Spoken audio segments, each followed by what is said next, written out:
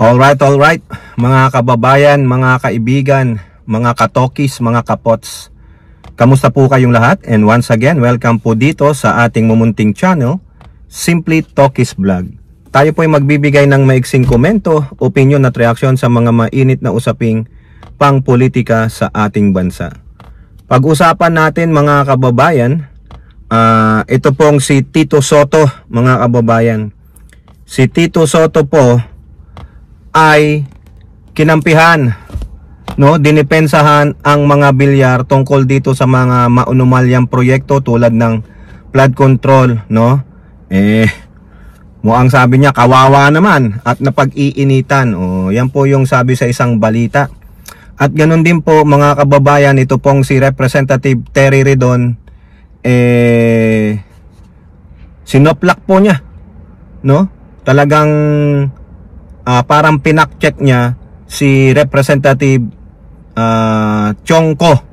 Ewan ko ba kay Chongco, mainit na mainit kay Elizalde ko, mga kababayan. Ang tindi ng pagkagalit nito kay Elizalde ko. Mukhang sabi niya, it's payback time. Baka naman hindi na pagbigyan si Toby Chanco. Okay, so shout out po lahat sa inyo and may God bless us all. So unahin natin mga kababayan itong inyong Senate President Tito Sotto sa pagdepensa niya sa mga bilyars, Sabi niya napag-iinitan at kawawa naman. Yan po yung balita sa politico.com.ph. Sotto doubts bilyar family links to flood control mess. Kawawa naman at napag-iinitan. Ayun po mga kababayan. So baka marami sa inyo ay nako, alam na di siyempre. Bakit niya kailangang boldjakin o kailangang pagsabihan ng hindi maganda ang mga bilyar? Siyempre, bilyonaryo ang mga yan. Mahirap kalaban yan. Walang ball si Tito Sotto. Bakit nga naman dumidepensa ka naman, Tito Sotto?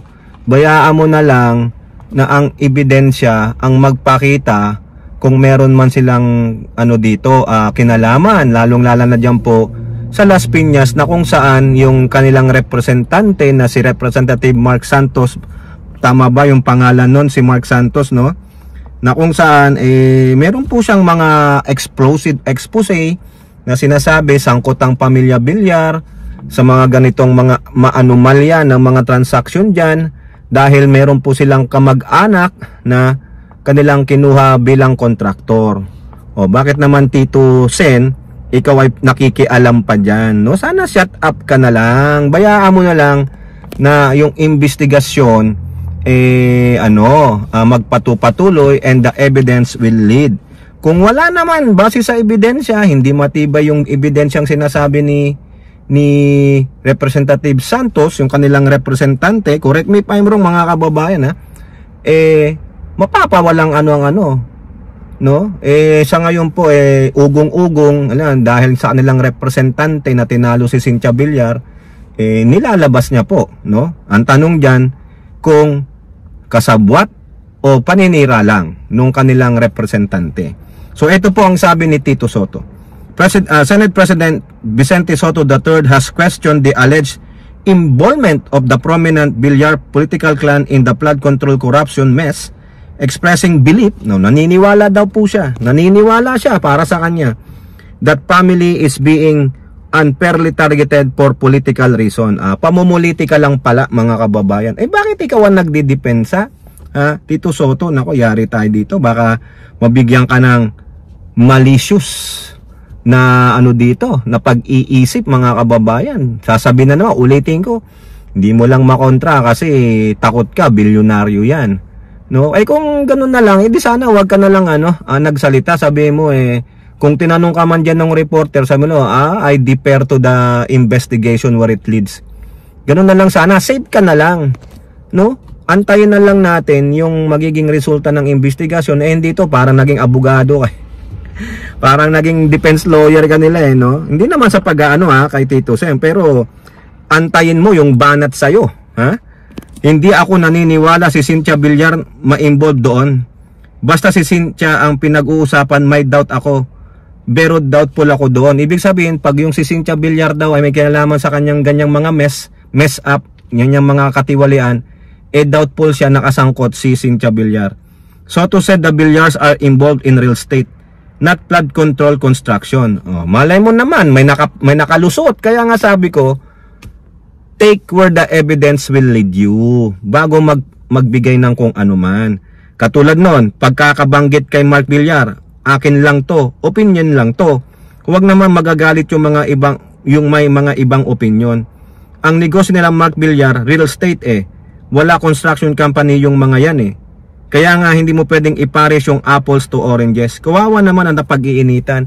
Ang akusasyon nga, meron silang kamag-anak na kung saan nakinabang daw di umano, doble-doble na yun daw na di umano pa, sa kanila habang sila ay namamayagpag dyan sa seat of power. Yun po yun, Tito Sen. Ba't di mo tanungin yung representante na nag-aakusa sa kanila? I think kamag-anak pa nga yata nila yan, mga kababayan.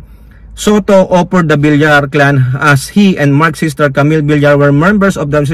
wala naman kaming kinalaman dyan. Wala kaming pakialam kung pare-pareho kayo, magkakasama kayo noon sa parang unit team, sa alyansa. Hindi po. Iba na usapan dito. Usapan ito ng korupsyon. Usapan ito ng pagnanakaw. Mark and Camille Villar are also part of the Soto-led 15-member majority bloc in the Senate. Yan. Diyan ka na magkakaroon ngayon ng malisyo. Bakit? Pinoprotektahan mo kasi kalyado mo majority block mo ayaw mo silang mawala sa'yo.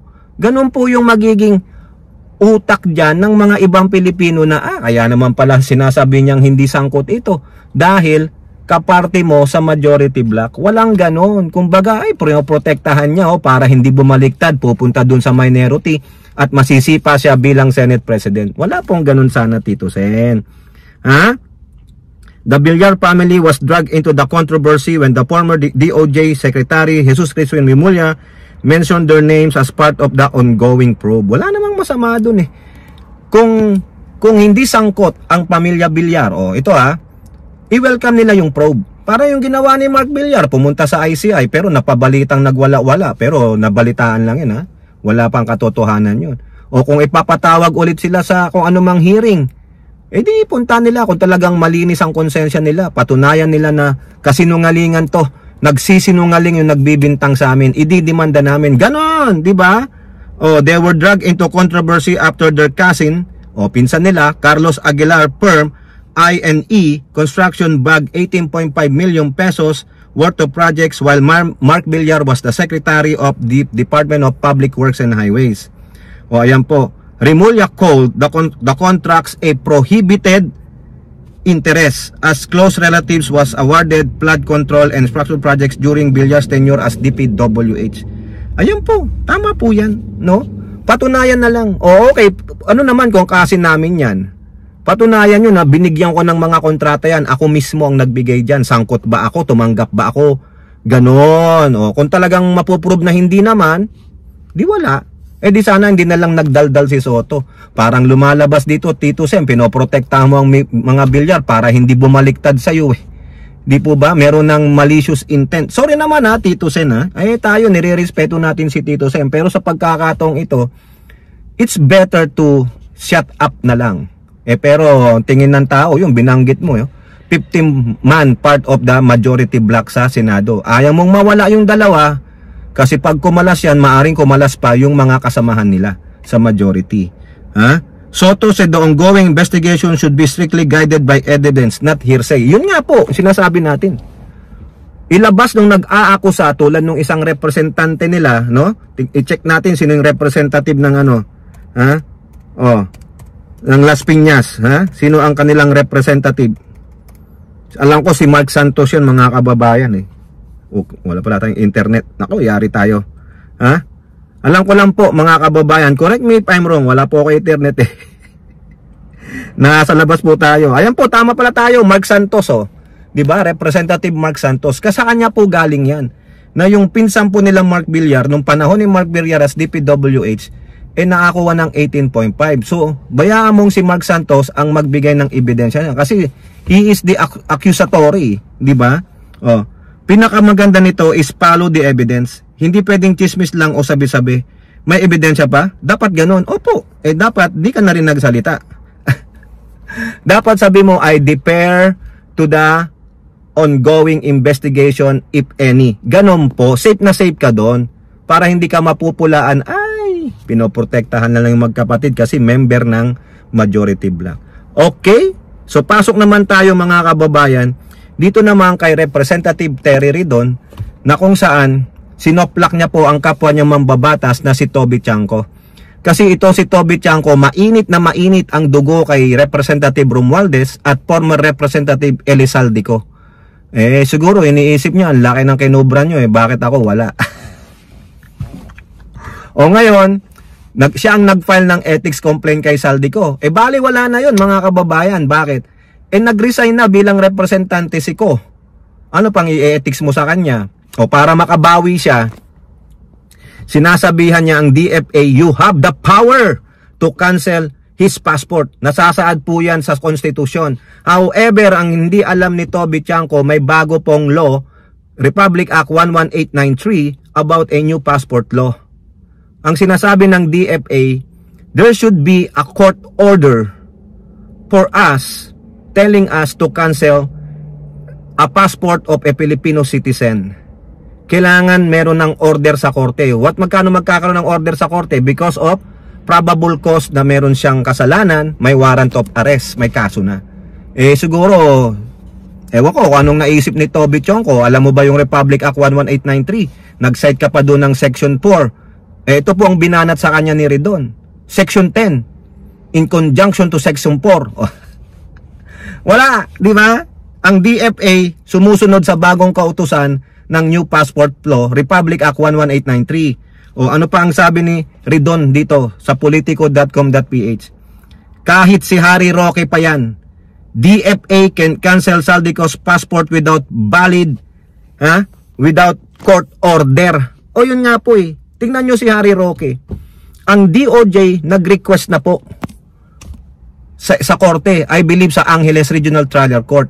Bakit? Kasi si Harry Roque may warrant of arrest na. Dinimanda na po siya ng PAOK, yung Presidential Anti-Organized Crime Commission.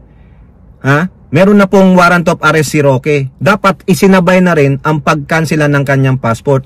Hindi ko lang alam bakit natatagalan ang Angeles Regional Trial Court sa pag-i-issue ng order, no? Para i-cancela ng DFA ang kanyang passport. O ayun ang ginagamit ngayon ni Terry Ridon. Hindi tulad, parang Harry Roque lang yan. Walang court order, walang passport cancellation. House Committee on Public Accounts Chairperson and Bicol Saros Party List Terry Ridon stressed that the rule that the DFA cannot unilaterally cancel passport applies not only to former Ako Bicol List Representative Saldico but also to former spokesperson Harry Roque. Tama, walang dapat selective.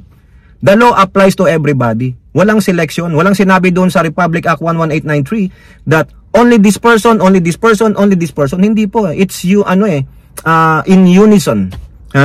Kahit sino pa yan, si Saldico man yan o si Harry Roque, hindi pwedeng magkansela ng passport ang DFA ng walang court order. O ayan ba? Choby Chongco. Ano ba ang last name nito? Depende sa amin sinasabi mo na may kapangyarihan ng DFA na kanselahin yan. Maski na walang court order, di ba? Dapat sa'yo, abogado ka ba? O kung abogado ka, naintindihan mo yung sinasabi ng bagong batas. Kung hindi man, magtanong ka sa mga abogado. Wala sa konstitusyon, wala sa Passport Act, o wala naman pala. Asa ka nang gagaling, Choby Chongco?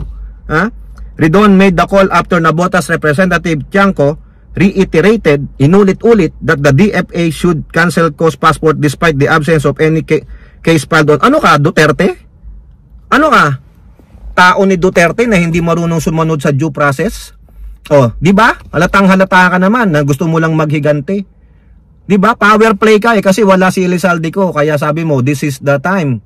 While the iron is hot, strike. Ganon. Kaso wala sa batas Dumaang ka sa tamang proseso. Huwag kang gumaya kay Duterte na ini-ignore ang human rights ng mga Pilipino. Di ba? Halatang-halata ka pala Pasaway ka din Paano ka naging congressman? Para maproseso ang pagkakansela ng mga pasaporte nilang dalawa, kailangan lang sundin ang proseso sa Passport Act. Kasuhan si Elizalde ko, at ipatupad ang warrant of arrest ni Harry Roque. Correct. Ganun lang. Ha? Sundin ang proseso, Toby Tiangco. Bakit? Pikon na pikon ka na ba? Gusto mong makagante kay Elizalde ko? Sundin mo ang proseso. O kung hindi ka marunong sumunod sa proseso, walang due process, ano ka?